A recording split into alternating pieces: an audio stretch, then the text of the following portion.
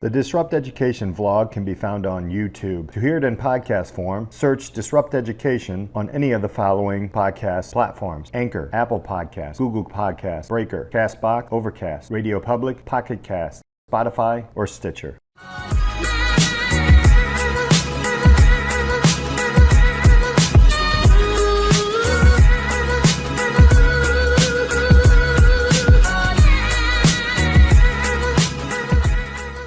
Thank you all so much for being here. I'm Peter Hostrasser, Disrupt Education. I've got a great guest today, a fellow edupreneur. I like to call us edupreneurs.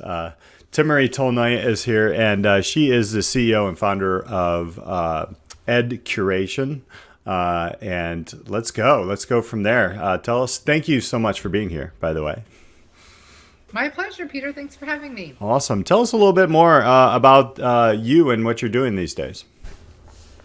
So I'm heading up EdCuration. I've been working on this since 2018. So we're almost at 3 years now, aren't we? EdCuration is a marketplace for educators to go online and find instructional resources that they need when they need them. It's a marketplace for professionally produced ed tech tools and curriculum resources.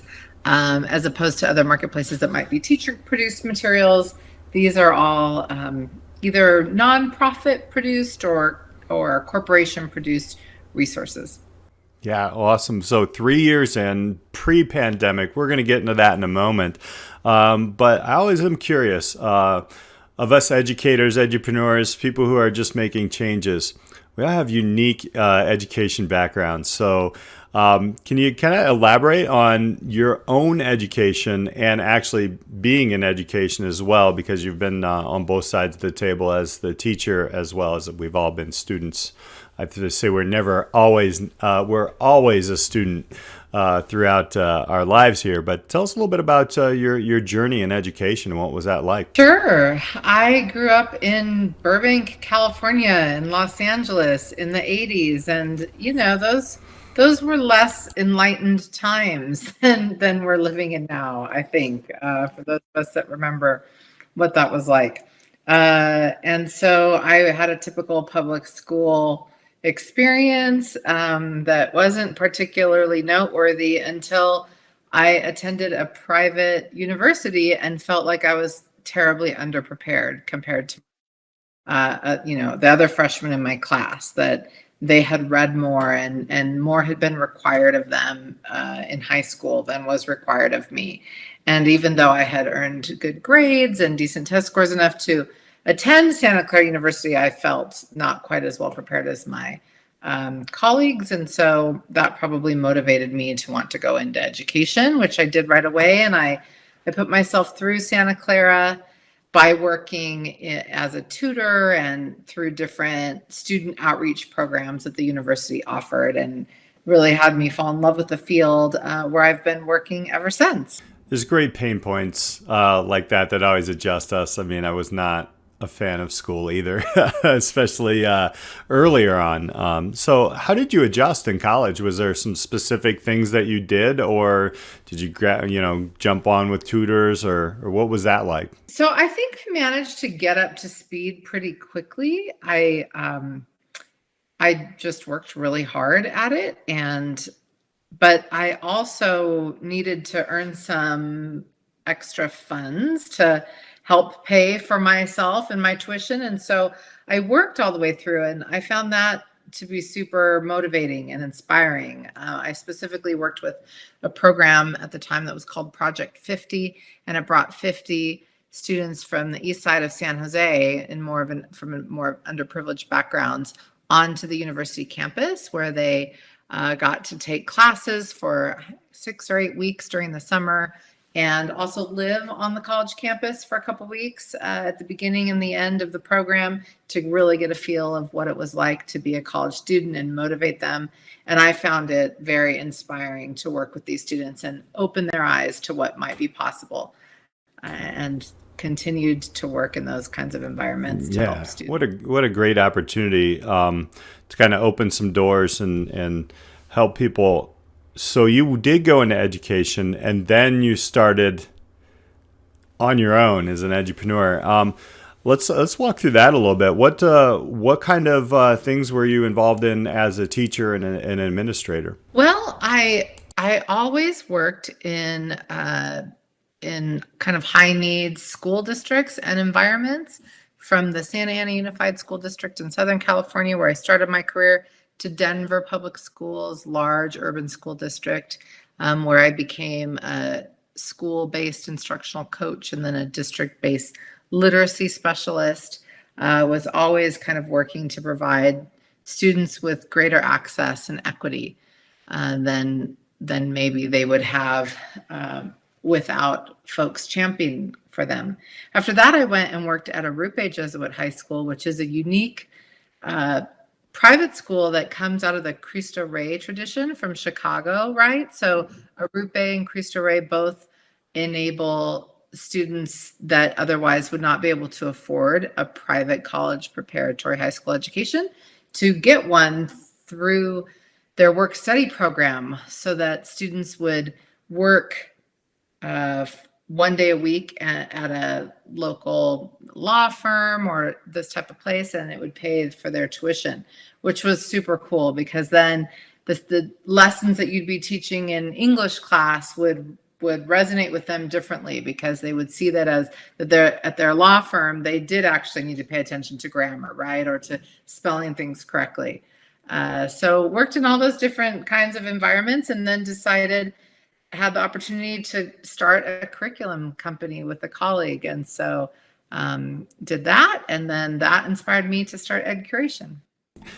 And talk about a time where ed technology and all these platforms, there's so many of them right now, but there's so many opportunities. And as a teacher myself, I totally understand, how do we get these things into play?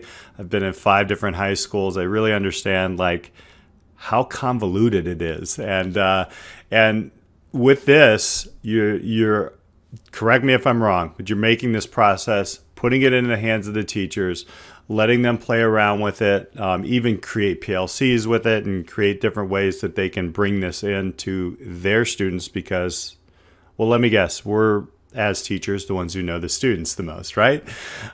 So yeah, let's unpack about some of the things that are going on with EdCuration, and how is this quote unquote disrupting the old school way of bringing in ed tech, which can take up to a couple of years in certain instances.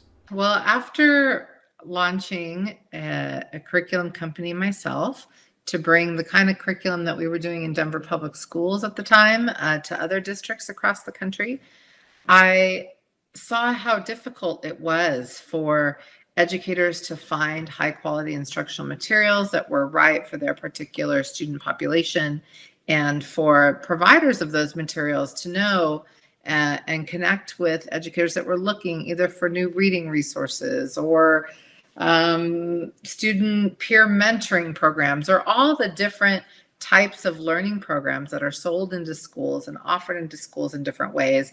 How do educators stay on top of it all, perform due diligence, make smart decisions, get everybody, all the stakeholders on board?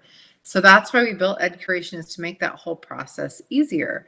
So at EdCuration, when educators are looking for something new in a given subject area or grade level, they can perform a search, and they can read all about the programs at EdCuration. They can watch videos, either if it's a tech tool, right, they can see the video of the tool in action, or in some cases view the curriculum in action with students and how it works.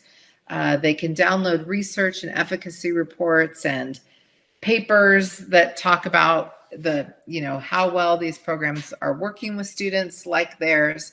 And when they're ready, they can connect to vendors to ask additional questions right through the platform, and make a purchase or ask for a quote when they're ready. There's a pilot on here as well, and I'm guessing that's a little bit further into, but I have done pilots with kind of ed tech companies, early stages and later stages, and That's exciting to me. That's something that I think we bring into with our students, and they get to unpack that. Now, as a business student or business teacher, that kind of goes along with it.